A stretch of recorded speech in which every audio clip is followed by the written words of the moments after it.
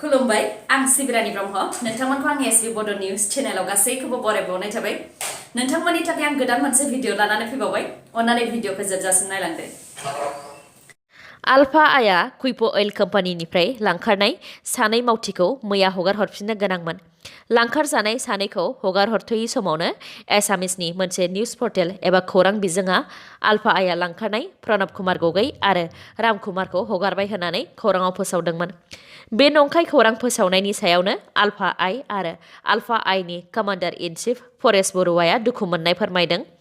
आरो नंखाय खौरां फोसावनायनि दायाव बे निउज चेनेलनि एंकर दीक्षित शर्मा आरो प्रणब कुमार गगैया जेब्लासिम आल्फानाव निमाहा बिया अब्लासिम जोबनाय गैयै समनि थाखाय लांखारनाय सानै कुइप अइल कम्पानिनि मावथिखौ उदां खालामनानै होनाय जानाय नङा होननानै गांसे लाइजामनि गेजेरजों लिरहरदोंमोन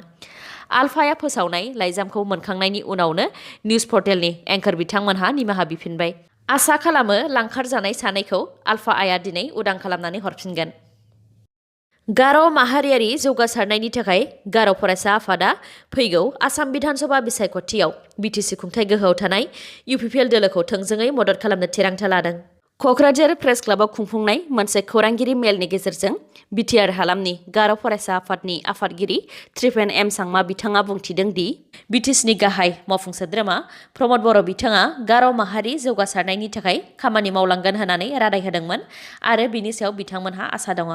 जायनि थाखाय बिथांमोनहा जानो गोनां आसाम बिधानसभा बिसायख'थियाव UPPL दोलोखौ मदद होनो थांखि लादों आसाम प्रदेश कंग्रेस दोलोआ खुंथाय गोहोआव फैयोब्ला मोनबा समायखिराखौ मावफुंगोन होननानै फोसावथिदोंमोन बे मोनबा समायखिराफोरनि मादाव 5 लाख साख्रि गैजायैफोरनो साख्रि होनायनि गेरेन्टिबो होदोंमन बे 5 लाख सुबुंफोरनो साख्रि होनायनि गेरेन्टिखौ नोजोर होनानै आसाम प्रदेश कंग्रेस दोलोआ मैया अदेबानि 4 मार्चआव साख्रिनि मोनसे वेबसाइट बेखेवनानै होदों बे वेबसाइटआव आसामनि साख्रि गैयै सुबुंफोरा थांनानै गाव गावनि मुंखौ रेजिस्टार खालामहैनो हागोन जायफोर गोसो दङ बिथांमोनहा वेबसाइटआव थांनानै रेजिस्टार खालामहैनो हागोन बेनि थाखाय वेबसाइटखौ डिस्क्रिप्शनाव होनाय जाबाय बेनि अनगायैबो कंग्रेस दैदेनगिरिफ्रा फोरमायथिबावदों दि आइजोफोरनो समान मोनथाय होनो थाखाय 50% आइजोफोरनि थाखाय रिजार्वेशन खालामनानै होनाय जागोन मैयानि समाव बे साख्रिनि वेबसाइटखौ बेखेवनायनि 1 घन्टायावनो आसामनि 800 साख्रि गैयै लाइमोनफोरा बे वेबसाइटनि गेजेरजों रेजिस्टार खालामदों होननानैबो बिथांमोनहा फोरमायथिदों बेजों लोगोसेनो बिथांमोनहा बुंथिबावदों दि आसामनि साख्रि गैजायै लाइमोनफोरनो साख्रि होनो थाखाय मोनसे गोदान डिपार्टमेन्ट दानाय जागोन बे गोदान डिपार्टमेन्टनि मुङा मिनिस्ट्रि अफ जब्स जागोन आरो बेनि गेजेरजोंनो साख्रि गैजायै लाइमोनफोरनो साख्रि होनाय जागोन BJPनि बिजाथि फसङोब्ला UPPLनि मावथिफोरा उदां बिजाथि फसंगोन बे खोथाखौ बुंथिदों उदालगुरि जिल्लानि 64 नं फानेरि बियाबनि UPPLनि मावथि आरो मददगिरिफोरा 64 नं फानेरि बियाबाव BJP दोलोनि बिजाथि फसंगनखौ खौरां मोननानै UPPL दोलोनि मावथि मददगिरिफोरा गोख्रों रावजों सोंखारिनायजों लोगोसे BJPनि बिजाथि होयोब्ला UPPL दोलोनि मावथि मददगिरिफ्रा उदां बिजाथि महरै फसंगोन होननानै बुंथिदों मैयानि समाव भेरगाव बड'लेण्ड आलासि जिरायसालि नाब्लांनि लांगोनायाव दोलोनि मददगिरि आरो मावथि सोद्रोमाफोरा थाबैनो 64 नं फानेरि बियाबाव UPPL दोलोनि बिजाथि महरै जिल्ला UPPLनि आखान्थि आफादगिरि मनमोहन बर'नो टिकेट होनांगौ होननानै दाबि दैखांदों 72 घन्टा एबा सानथामनि गेजेरावनो पेट्रल पाम्पफोराव आलायनानै दोननाय प्राइम मिनिस्टार नरेन्द्र मदि बिथांनि पस्टारफोरखौ बोखारनो बिथोन होदों भारतनि बिसायख'थि आय'गा थांनाय 22 फेब्रुवारियाव भारतनि बिसायख'थि आय'गा आसामजों लोगोसे गासै मोनबा रायजोनि बिधानसभा बिसायख'थिनि अक्ट'खौ फोसावनानै होदोंमोन बिसायख'थिनि अक्ट' फोसावनायनि उननिफ्रायनो बे मोनबा रायजोफोराव मडेल कड अफ कन्डाक्टआ जागायदोंमोन मडेल कड अफ कन्डाक्टखौ नोजोर होनानै आसामनि दाब दाब जायगाफोरावबो सोरखारनि माखासे पस्टारफोरखौ बोखारनायबो जादोंमोन पेट्रल पाम्पफोराव प्राइम मिनिस्टार नरेन्द्र मदिनि फट' गोनां सोरखारि बिथांखिफोरनि फोसावनाय आलायनानै दोननायाबो मडेल कड अफ कन्डाक्टनि बेरेखा जायो होननानै इलेक्शन कमिशन अफ इन्डियाया बुंथिदों आरो सानथामनि गेजेरावनो बेफोर रायजोआव पस्टारफोरखौ बोखारनो बिथोन होदों बेजों लोगोसेनो मडेल कड अफ कन्डाक्ट सोलिनायनि थाखाय 50,000 रांनि बारा लांनो मोननाय नङा होननानैबो फोसावनाय जादोंमोन बे समावनो मैया सदियानि राजकुमार गुप्ता मुंनि सासे सुबुंनिफ्राय तिनसुकिया पुलिसा 10,50,000 नोगोद रां हमनो हादों रां हमजानाय राजकुमार गुप्ताया बेफोर रांखौ फालांगियारि फसंथाननि थाखाय मुवा बेसाद बायनो थाखाय तिनसुकियासिम बे रांखौ लानानै फैदोंमोन होननानै फोरमायथिदोंमोन नाथाय बुंनाय रावखौ फोथायालासे दा बेनि सायाव नायबिजिरनाय खामानिखौ पुलिसा मावगासिनो दङ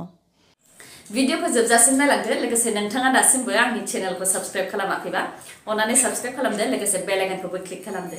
जाहाथे गोदान गोदान भिडिअ लानानै आं फैयोब्ला नोंथांनाव सिगांग्रो नटिफिकेसन सौफैयो चाइनिज पेन गानजों लोगोसे सासे सुबुंखौ पुलिसफोरा हमनो हादों। लखिमपुरनिफ्राय गंसे चाइनिज पेन गान आरो गरजि राउन्ड गोथां गुलिजों लोगोसे सासे सुबुंखौ पुलिसफोरा हमनो हादों। हमजानाय सुबुंनि मुङा नामुगां काबुई 52 बोसोर बैसोनि। नामुगां काबुइआ लखिमपुर पुलिस थानानि सिङाव थानाय नयाग्राम पुन्जिनि मोनसे स्रोत खौरांनि सायाव बिथा खालामनानै आसाम राइफलनि मददजों लखिमपुरनि एसडिपिअ पार्थ प्रतिम दास बिथाङा लखिमपुर पुलिस थानानि सिङाव थानाय फयलाफुल 37 नं राजालामानिफ्राय काबुइखौ हमनो हादों। हमजानाय काबुइआ मा थांखिजों चाइनिज पेन गान लानानै गिदिंदों आरो बबेबा हान्जाजों सोमोन्दो दं नामा बेनि दासिमबो रोखा खौरां मोननाय जायाखै। नायबिजिरनाय खामानिया दासिमबो जागासिनो दङ। म्यानमाराव 1 फेब्रुवारिनिफ्रायनो मिलिटारि रुल सोलिदों। म्यानमारनि इलेक्टेड गभर्नमेन्ट लिडार आं सान सु कि बिथांखौ बिसायख'थियाव थगायनानै देरहादों होननानै सिकिउरिटि फर्सआ एरेस्ट खालामदोंमोन आरो बे साननिफ्रायनो अदेबानि 1 फेब्रुवारिनिफ्रायनो म्यानमाराव मिलिटारि रुलआ जादोंमोन। म्यानमाराव मिलिटारि रुल जानाय लोगो लोगोनो गोबां गाज्रि थासारि जानायखौ खौराङाव मोनबाय थानाय जादों। दैदेनगिरि आं सान सु किखौ जोबथेसालिनिफ्राय उदां खालामनो थाखाय बिथांनि मददगिरिफोरा खनले खनले सोमावसारदोंमोन। आयेन आब्रुथियै सोमावसारनाय नोगोरारिफोरनि सायाव म्यानमारनि सिकिउरिटि फर्स जेराव आर्मि आरो पुलिस हान्जाफोर दङ बिथांमोनहा जोबोद इनाय खालामदों। थांनाय बुधबाराव गोजोनै सोमावसारनाय नोगोरारिफोरनि सायाव सिकिउरिटि फर्सआ आसु गेस बायदि गावनायजों लोगोसे थोंजोङै नोगोरारिफोरनि सायाव गुलि गावनायाव सा 38 सुबुंफोरनि जिउ खहा जादों आरो सा 70खौ जोबथेसालियाव जोबनानै दोनदों। मख'नो गोनांदि 1 फेब्रुवारिनिफ्राय दासिम सिकिउरिटि फर्सनि आखायाव सा 54नि बांसिन सुबुंफोरनि जिउ खहा जाबाय आरो सा 1700खौ जोबथेसालियाव जोबथेनानै दोनदों। बेनि अनगायैबो गोबां सुबुंफोराबो जोखोम जादों। जोखोम जानाय सुबुंफोरखौ फाहामथायनि थाखाय लांनो फैनाय फाहामगिरिफोरखौबो थांखिनानै गाग्लोबनायजों लोगोसे दासिम सा 29 खौरांगिरिफोरखौबो जोबथेसालियाव जोबथेनानै दोनदों।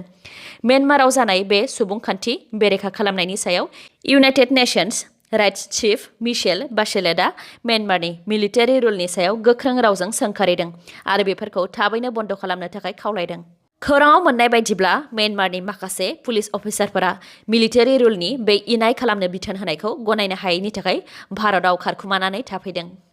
झारखन्डआव आइडि बेफ्रुनानै 3 सिकिउरिटि फर्स जवानफोरा मुंख्लं जादों आरो 2 जोखोम जादों।